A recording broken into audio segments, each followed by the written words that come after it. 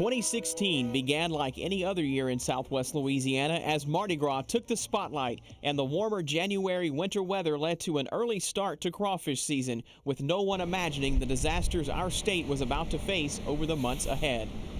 By early March, the rains came, and they didn't stop.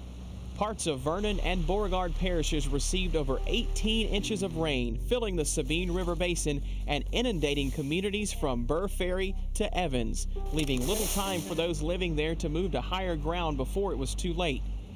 The deluge of rain brought Toledo Bend Reservoir to its highest level on record, forcing a record release by the Sabine River Authority of over 200,000 cubic feet per second of water through the spillway and down the Sabine River, turning a usually tranquil stream into a raging wall of water.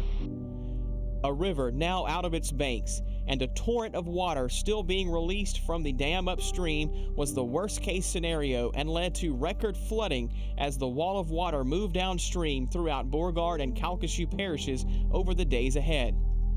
The hardest hit areas in southwest Louisiana began with the communities of Burr Ferry and Evans in western Vernon Parish, with the roaring Sabine reaching record heights and later threatened the town of Maryville in Beauregard Parish as water approached the First Baptist Church and forced the closure of U.S. Highway 190, a major artery between Louisiana and Texas. The raging river continued downstream, forcing evacuations before flooding parts of western Calcasieu Parish, including parts of Starks, Toomey, and Vinton. This is our home, and it's never happened before this bad. We moved in Thanksgiving, the night before Thanksgiving, about 10 o'clock, the time we got our sinks and everything hooked up. We moved in and lived into it, in it until Friday morning at 4 o'clock. I woke up and seen water in the yard, and I knew I had to get the vehicles out. The river completely inundated Niblett's Bluff Park, usually a popular destination for a weekend getaway, now a lake for as far as the eye can see.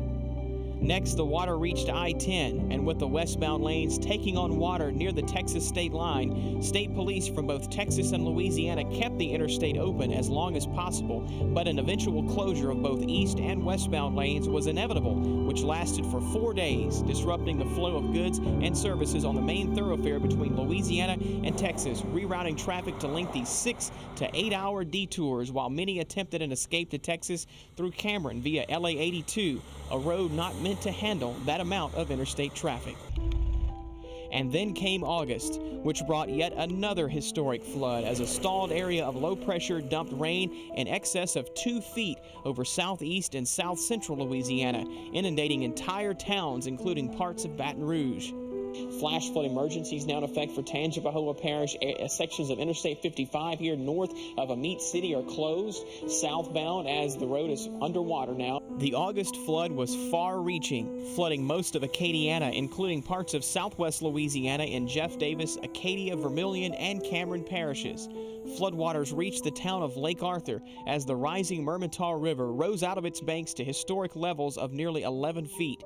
People from Lake Charles and surrounding communities heard the call to action and acted quickly to build a levee in a Herculean effort to protect the town, keeping water out of the businesses and homes of those who call Lake Arthur home. It's that spirit that keeps Louisiana strong, friends and neighbors coming together to help those in time of need as the cleanup and rebuilding continues across the state even to this day. Here's to hoping for a much quieter 2017, but knowing we must always be prepared for the next storm. At your service, Ben Terry, KPLC 7 News.